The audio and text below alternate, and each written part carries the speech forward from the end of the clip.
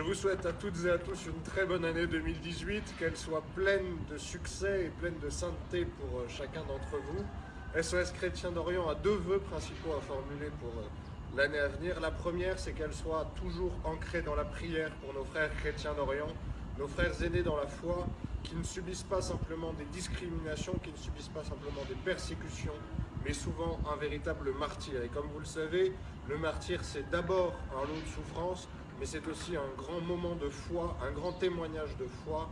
Ce sont des confesseurs de notre foi au milieu des zones les plus dangereuses du monde et aussi au milieu des zones les plus riches du monde, riches de la convivialité qui s'y produit et riches également du sens que ces chrétiens d'Orient portent pour une chrétienté occidentale parfois un petit peu penaude.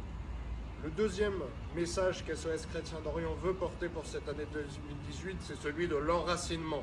Nous devons tout faire pour lutter contre l'extinction de certaines chrétientés au Proche-Orient et nous devons aussi tout faire pour permettre le retour sur leur terre des chrétiens déplacés et dans leur pays des chrétiens réfugiés. Pour ça, nous avons besoin de la mobilisation de tous. Nous avons besoin de vos dons de manière très urgente dans certains endroits. Je pense par exemple à cette école Seyed El Najat qui a demandé l'investissement de plusieurs centaines de milliers d'euros pour notre association et dont l'investissement demande à être complété.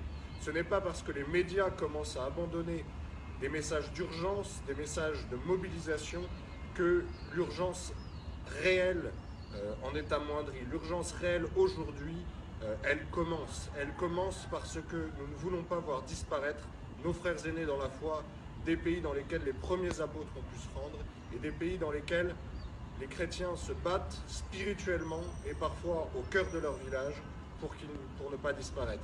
C'est essentiel et c'est essentiel aussi pour la vocation de notre pays qui ne doit pas oublier que si elle veut être la bonne mère des chrétiens d'Orient, il faut que toute sa société vienne restaurer cette image et vienne peser sur les décisions internationales de manière à ce que les Français restent les frères les plus proches des chrétientés orientales.